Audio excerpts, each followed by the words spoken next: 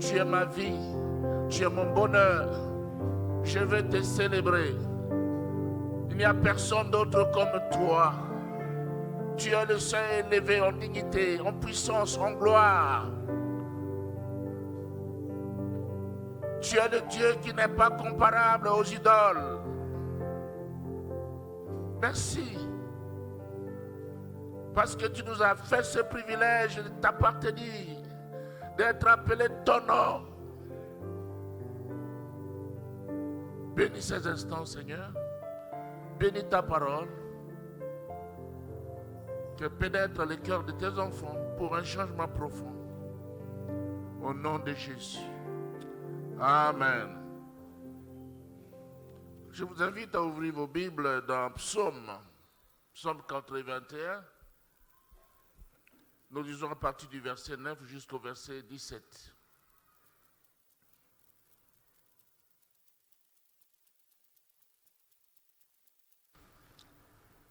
J'aime bien les psaumes parce que les psaumes parlent au cœur de l'homme.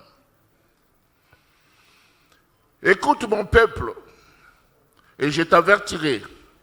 Israël, puisses-tu m'écouter? Qu'il n'y ait au milieu de toi point de Dieu étranger.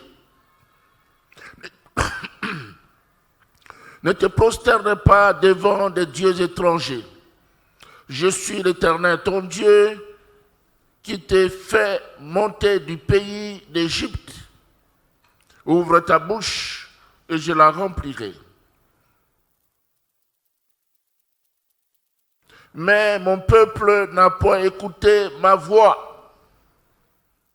Israël ne m'a point obéi. Alors, je les ai livrés au penchant de leur cœur. Et ils ont suivi leurs propres conseils. Oh, si mon peuple m'écoutait, si Israël marchait dans mes voies, en un instant, je confondrais leurs ennemis. Je tournerai ma main contre leurs adversaires. Ceux qui haïssent l'Éternel le flatteraient. Et le bonheur d'Israël durerait toujours. Je le nourrirai du meilleur froment et je le rassasierai du miel du rocher. Amen. Bien-aimés, en tant que père aimant, père responsable, ce père qui prend soin de ses enfants, Dieu désire notre bonheur et il nous invite à écouter sa voix. Sa voix. Ainsi, le thème de mon message ce matin, c'est l'appel divin à l'obéissance. Et dans ce message, je dégage 3 pensées à partager avec vous ce matin. La première pensée, c'est l'interpellation de Dieu à Israël, son peuple. La seconde pensée, c'est le désir obstiné d'Israël. Et la dernière pensée, c'est le bienfait de l'obéissance à Dieu. Revenons au premier point, l'interpellation de Dieu à son peuple. Dieu avertit son peuple que la bénédiction découlerait de l'obéissance au seul vrai Dieu. Dans Amos 3, verset 7, la Bible confirme que le Seigneur l'Éternel ne fait rien sans avoir révélé son secret à ses serviteurs, le prophète. Et nous avons un exemple frappant dans Genèse 18, verset 17, où l'Éternel dit, où la Bible dit, alors l'Éternel dit, cacherai-je à Abraham ce que je vais faire? Dieu ne cache rien à ses enfants. Il ne cache rien à ceux qui le servent. Ils sont avertis. Et dans ce passage que nous venons de lire, Dieu avait clairement fait connaître son interdiction de toute idolâtrie. Dieu est contre l'idolâtrie. Il dit, écoute, mon peuple, et je t'avertirai, Israël, puisses-tu m'écouter, qu'il n'y ait au milieu de toi point de Dieu étranger. Ne te prosterne pas devant des dieux étrangers. Cela veut dire quoi? Tout enfant de Dieu doit bannir l'idolâtrie. Le Seigneur est contre l'idolâtrie. L'idolâtrie, c'est le fait de remplacer Dieu par un autre petit Dieu. Déjà dans Exode 20, versets 1 à 5,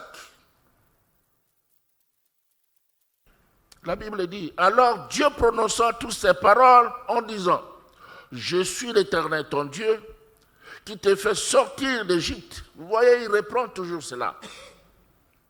De la maison de servitude. Tu n'auras pas d'autre Dieu devant ma face.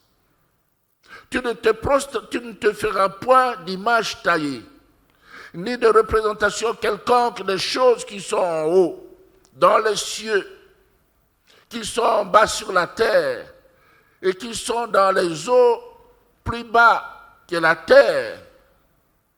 Tu ne te prosterneras point devant elles, et tu ne les serviras point, car moi, l'Éternel, ton Dieu, je suis un Dieu jaloux, qui punit l'iniquité des pères sur les enfants, jusqu'à la 3e, à la 4e génération de ceux qui me haïssent. Wow. Donc, se livrer à l'idolâtrie équivaudrait à dire que on déteste Dieu, on le hait. Dieu n'est pas à comparer avec qui que ce soit. Dieu est au-dessus des rois. Dieu est au-dessus des présidents. Dieu est au-dessus des généraux. Dieu est au-dessus des chefs religieux. Dieu est seul Dieu. Et c'est lui que nous devons adorer. L'idolâtrie, ce n'est pas seulement les fétiches que vous portez autour des reins. Malheureusement, dans des églises, il y a des gens qui viennent, mais qui se livrent à l'idolâtrie. Ils ont des bracelets, ils ont des chaînettes. Mais à travers ces choses, ils adorent d'autres dieux que le Dieu créateur. Dieu veut qu'on bannisse cela. Et vous-même, vous pouvez être votre idole. C'est-à-dire, vous vous aimez trop. Plus que Dieu. Un parent, un enfant peut être votre idole aussi. Si vous le placez au-dessus de Dieu. C'est comme ça que quelquefois, pour tester ces hommes, Dieu a demandé, pour tester Abraham, il lui a demandé de lui offrir son fils. Dieu n'est pas Moloch, il n'est pas Astarté. Mais il éprouve. Il éprouve. Même dans Lévitique 19, verset 9, la Bible dit, vous ne vous tournerez point vers les idoles. Et vous ne ferez point des dieux de fonte. Des dieux de fonte. C'est ce que malheureusement Israël faisait. Dans le désert, ils ont fait un veau d'or. Ils ont dit, c'est toi, notre Dieu, qui nous a fait sortir d'Égypte.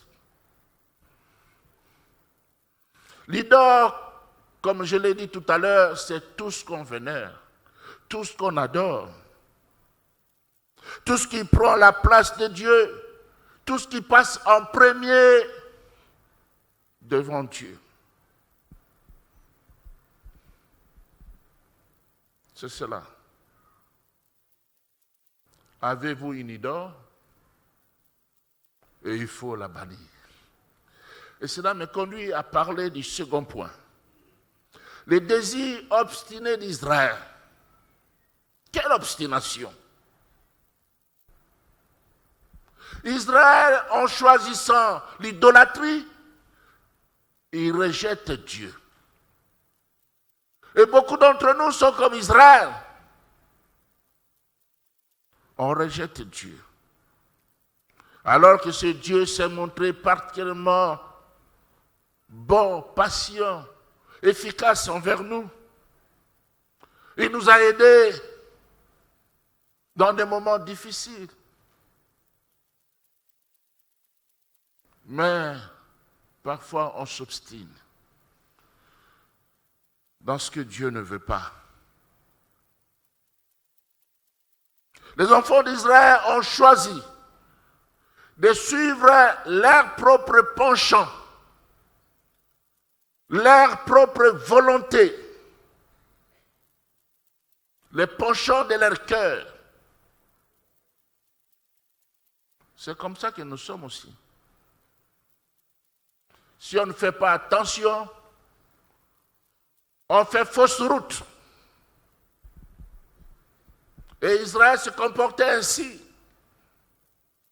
C'est pourquoi Dieu les avait livrés au penchant de leur cœur et leur avait permis de suivre leurs propres conseils au lieu de se voir à lui. Parfois, lorsque nous insistons, Dieu nous dit, fais ceci. Et toi, tu fais autre chose. Dieu insiste, tu fais autre chose. Qu'est-ce qui va se passer? Dieu va te laisser la liberté. Jusqu'à te cogner. Pour que tu reviennes à lui. Écoutez ce que nous dit 2 Thessaloniciens 2, 9 à 12. C'est Paul qui nous dit cela. L'apparition de cet impie se fera par la puissance de Satan, avec toutes sortes de miracles, de signes et de prodiges mensongers, avec toutes les séductions de l'iniquité, pour ceux qui périssent, parce qu'ils n'ont pas reçu l'amour de la vérité pour être sauvés. Aussi, Dieu leur envoie une puissance d'égarement pour qu'ils croient au mensonge, afin que tous ceux qui n'ont pas cru à la vérité, mais qui ont pris part, qui ont pris plaisir à l'injustice, soient condamnés. Si tu t'obstines dans ta voie, dans la voie de la perdition, de l'idolâtrie, sache qu'à un certain moment, Dieu va se fatiguer et il va te donner un coup de pouce pour que tu te perdes réellement. Nous voyons cela dans Romains 1, versets 23 à 24, où il est écrit « Et ils ont changé la gloire du Dieu incorruptible en image représentant l'homme corruptible, des oiseaux, des quadrupèdes et des reptiles. C'est pourquoi Dieu les a livrés à l'impureté, selon les convoitises de leur cœur, en sorte qu'ils déshonorent, se déshonorent, ils déshonorent eux-mêmes leur propre corps.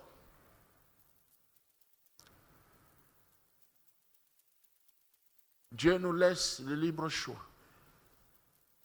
Et voyez aussi dans Romains 1, versets 26 à 27. Là, il est écrit ceci. C'est pourquoi Dieu les a livrés à des passions infâmes, car leurs femmes ont changé l'usage naturel en celui qui est contre nature. Et de même, les hommes, abandonnant l'usage naturel de la femme, se sont enflammés. Les gens s'enflamment encore aujourd'hui. Se sont enflammés dans les désirs, dans leurs désirs, les uns pour les autres, commettant homme avec homme des choses infâmes et recevront eux-mêmes le salaire que méritait leur égarement.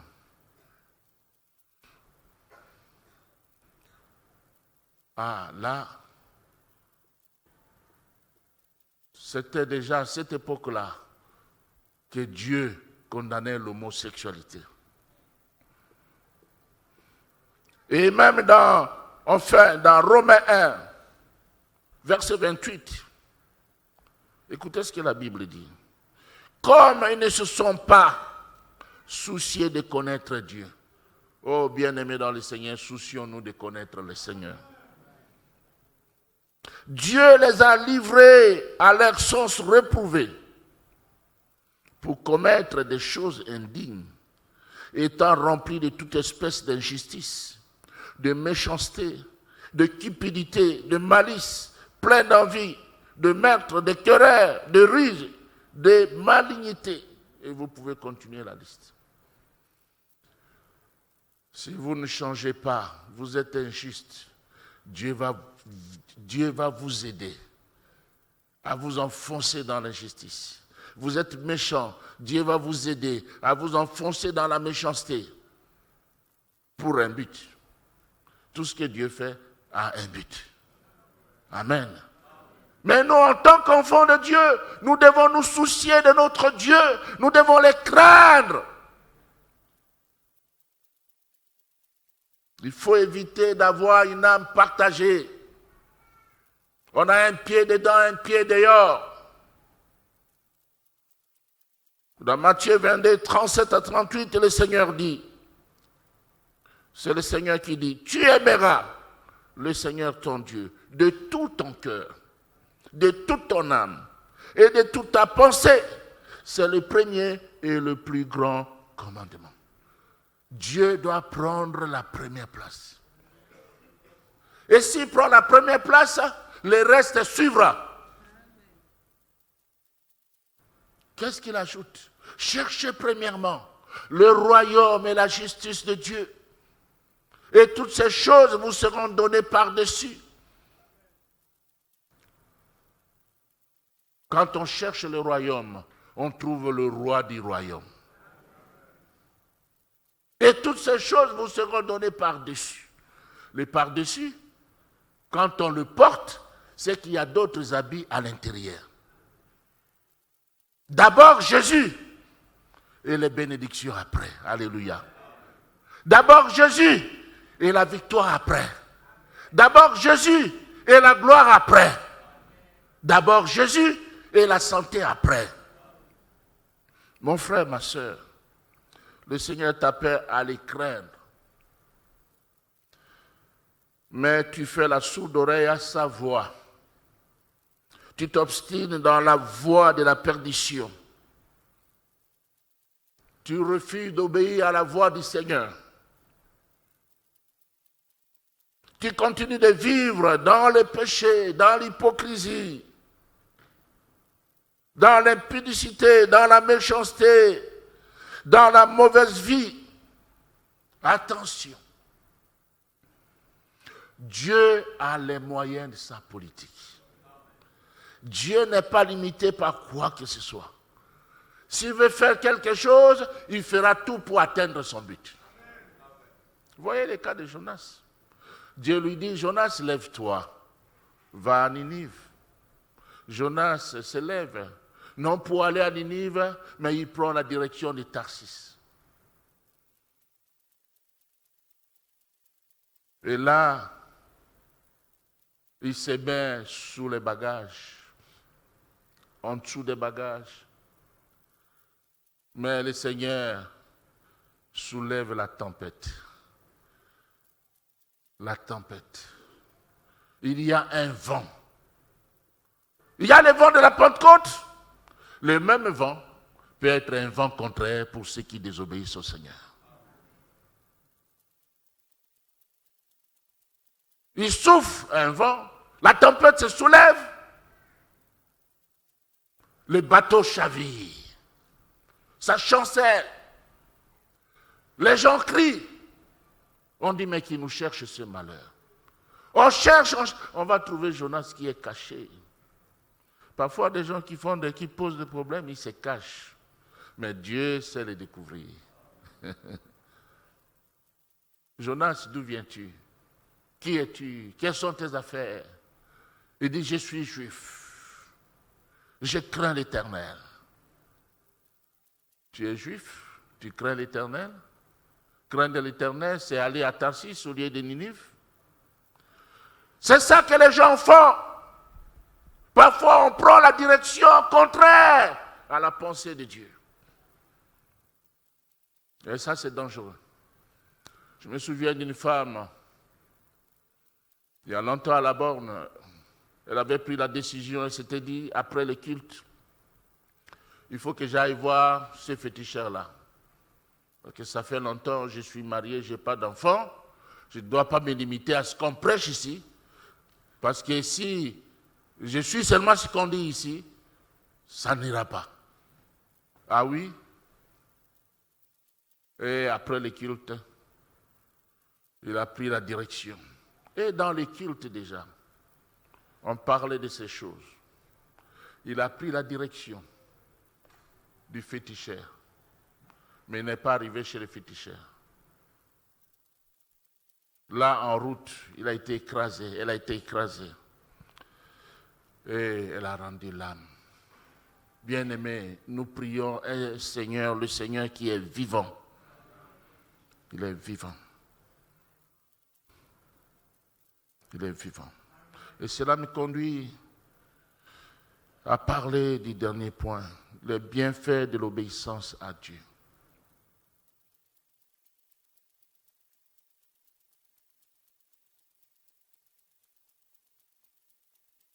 Dieu, vous savez, Dieu regrette. Il regrette la folie de son peuple.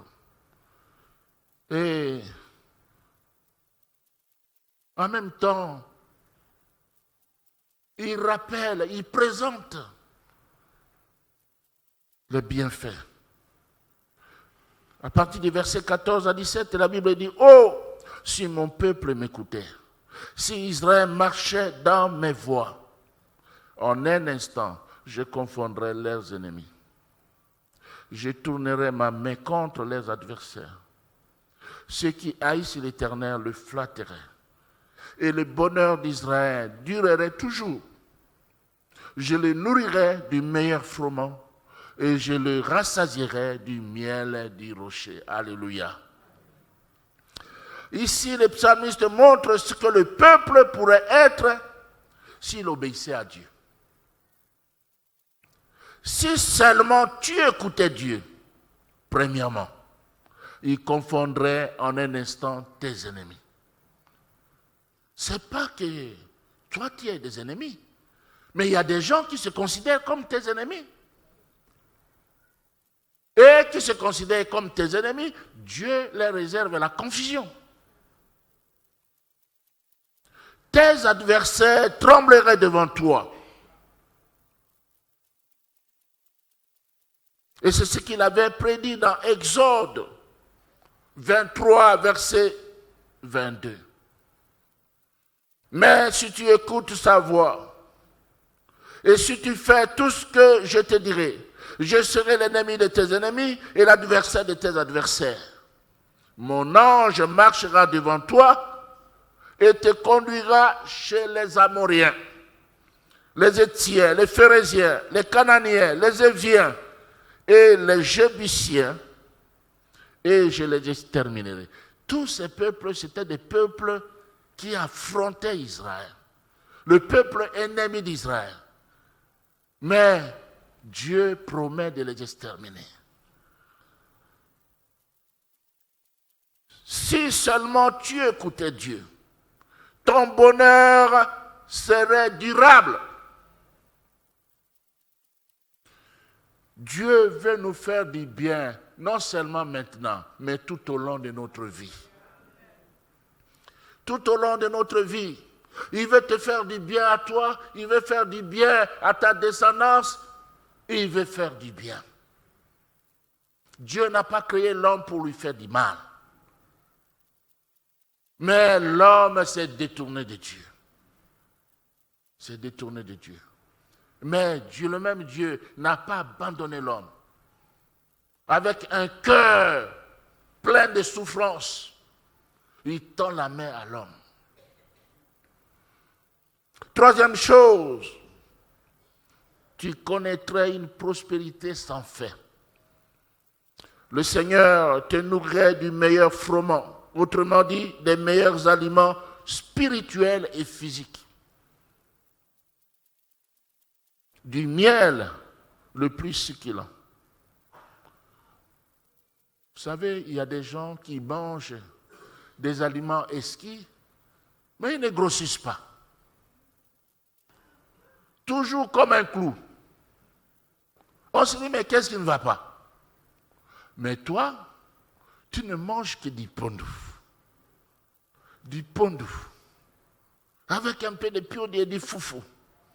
Et tu as meilleur un bon point. Parce que le Seigneur, c'est lui qui te nourrit. C'est lui qui prend soin de toi.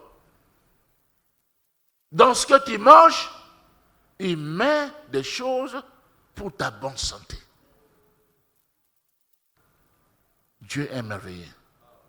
Ce qui est dit dans Psaume 81, 14 à 17, nous rappelle Deutéronome 28, 1 à 14.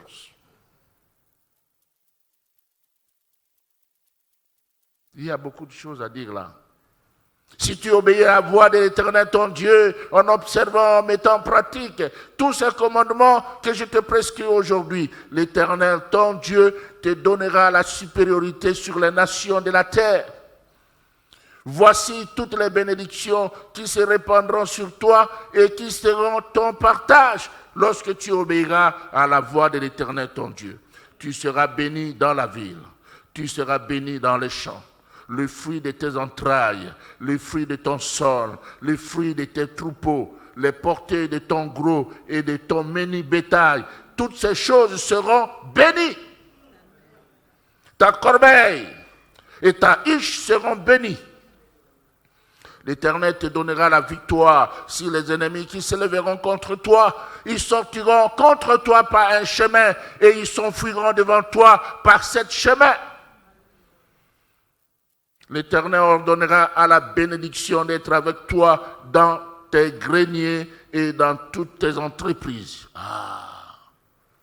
La bénédiction recevra l'ordre de l'Éternel d'être collée à toi. Ça, c'est merveilleux. Il te bénira dans le pays que l'Éternel, ton Dieu, te donne. Tu seras pour l'Éternel un peuple saint, comme il te l'a juré lorsque tu observeras les commandements de l'Éternel, ton Dieu, et que tu marcheras dans ses voies. Tous les peuples verront que tu es appelé du nom de l'Éternel, et ils te craindront. L'Éternel te comblera de bien en multipliant le fruit de tes entrailles, le fruit de tes troupeaux, le fruit de ton sol, dans le pays que l'Éternel a juré à tes pères de te donner. L'Éternel t'ouvrira son bon trésor, le ciel, pour envoyer à ton pays la pluie en son temps et pour bénir tout le travail de tes mains. Tu prêteras à beaucoup de nations et tu n'emprunteras point. L'Éternel fera de toi la tête et non la queue. Tu seras toujours en haut et tu ne seras jamais en bas. Lorsque tu obéiras au commandement de l'Éternel ton Dieu, que je te prescris aujourd'hui, lorsque tu les observeras et les mettras en pratique, et que tu ne te détourneras ni à droite ni à gauche de tous les commandements que je vous donne aujourd'hui pour aller après d'autres dieux et pour les servir. Amen. Bien-aimés dans le Seigneur, maintenant encore, Dieu n'a pas changé.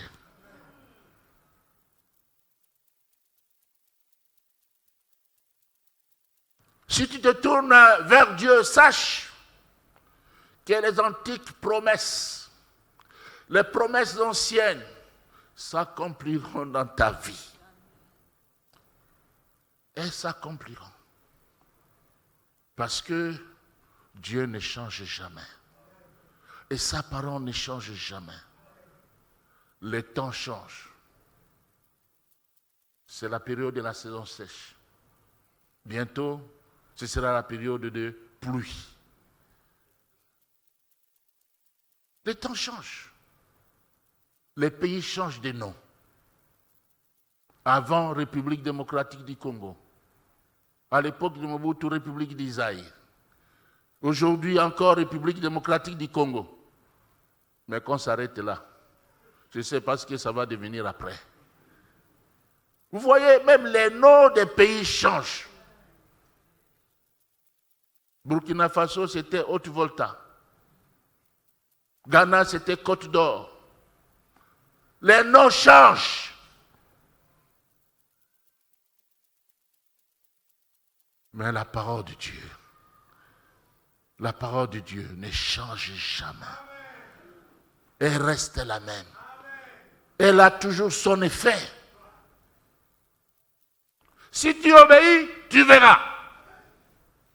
Tu verras. Les gens peuvent se moquer de toi. Les gens peuvent dire tout ce qu'ils veulent. Mais après, ils seront confondus parce que la confusion viendra de Dieu. Dieu va les confondre. Dieu ne change pas. Attache-toi à Dieu plus qu'à un homme. Attache-toi à Dieu plus qu'à une idole. Le succès est dans l'attachement de l'homme à Dieu. En définitive, bien-aimés dans le Seigneur, frères, sœurs, souviens-toi de ce que Dieu a fait pour toi dans toute ta vie. Souviens-toi. Israël avait oublié tout ce que Dieu avait fait pour lui. Il avait frayé le chemin à travers la mer Rouge. Ils sont passés à pied sec à travers le Jourdain. Dieu a envoyé les cailles. Dieu a envoyé la manne, une nourriture préparée dans la cuisine de l'Éternel. Israël a oublié cela. Est-ce qu'aujourd'hui tu vis grâce à tes efforts? Non! Il y a la main de Dieu qui est sur toi. Ceux qui sont nés le même jour, la même heure, tous ne sont pas là. Mais tu vis pour glorifier l'Éternel.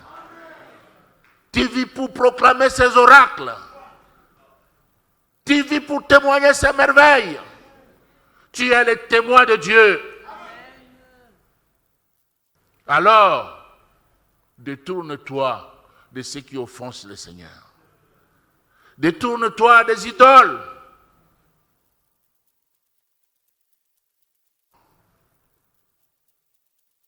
L'Éternel ne prive d'aucun bien les personnes qui lui obéissent. Et il ne prive d'aucun bien les personnes qui lui obéissent. Le bonheur t'est assuré lorsque tu restes attaché à Dieu.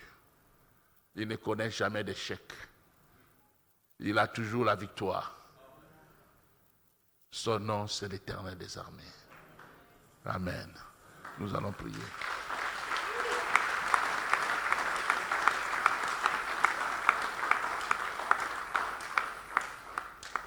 Nous voulons prier, bien-aimés dans le Seigneur.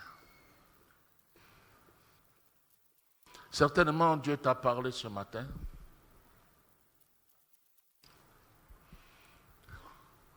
Et tu es peut-être touché dans ton cœur.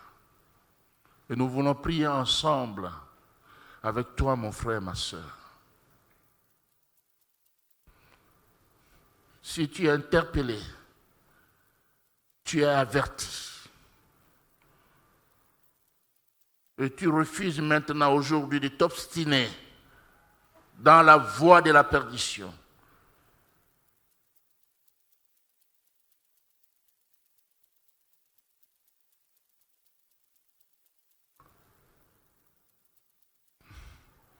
Tu veux être du côté du Seigneur? pour qu'il soit tout pour toi, tu peux lever ta main là où tu es et nous allons prier. Nous allons prier le Seigneur. Merci pour les mains qui s'élèvent. Merci. Que Dieu vous bénisse. Merci.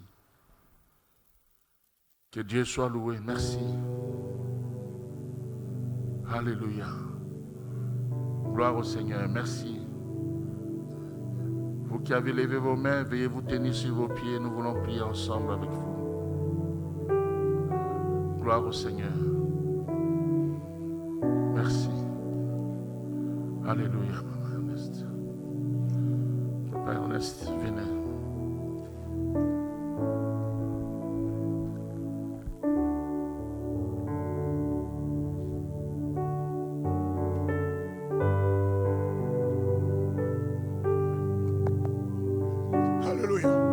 Précieux Père Céleste, précieux Père Céleste, ta parole déclare, sonne le ton de la trompette, sans que le peuple ne soit dans l'épouvante. Quel appel ce matin pour ton peuple, quel appel. Ton serviteur a fait retentir ta trompette. Et ce matin, tu nous appelles à l'obéissance. Quelle parole. Seigneur, nous te supplions que l'onction de cette parole soit notre partage ce matin. Que nous ne passions pas à côté de cette onction. S'il te plaît, Seigneur, tu es celui qui a tendu la main au perdu qu'était Israël. Tu as dit, reviens à moi, reviens à moi. Obéis-moi, tu vivras, obéis-moi. Et ce matin, c'est ce que tu nous envoies comme message. Un appel que toi seul lances au peuple. Alors Seigneur, je viens avec le bien-aimé. Je viens avec nous tous, Seigneur, nous tous. Nous sommes dans un monde où il est de plus en plus difficile de t'obéir. Tu le sais. Et c'est pourquoi tu nous parles. Tu ne parles jamais en vain. Jamais. Jamais. Jamais tu n'as parlé en vain. Parce que le monde est dans la désobéissance. Et même cette désobéissance touche l'Église. Alors ce matin, tu viens. Tu nous tends ta main d'amour par cette parole. Pour que nous revenions à toi. Car loin de toi, c'est la mort. Alors Seigneur, prends pitié du peuple et sauve nos âmes. Parce que de toutes les façons, c'est nous qui sommes bénéficiaires. C'est nous qui sommes bénéficiaires lorsque nous retournerons dans l'obéissance à toi. Alors prends pitié. Seigneur, reçois-nous. Reçois-nous. Que cette parole soit serrée dans nos cœurs. L'obéissance vaut mieux que les sacrifices. Alors Seigneur, s'il te plaît, rends-nous obéissants à ta parole. Permets-nous d'aimer davantage la parole et d'être obéissants à la parole. Qu'importe le temps, qu'importe les circonstances, qu'importe la tempête, qu'importe les difficultés, qu'importe les épreuves, qu'importe tout, Seigneur. Rends-nous obéissants toujours, parce que le bénéfice est énorme et éternel. Bénis ton serviteur et bénis le peuple au nom de Jésus. Alléluia.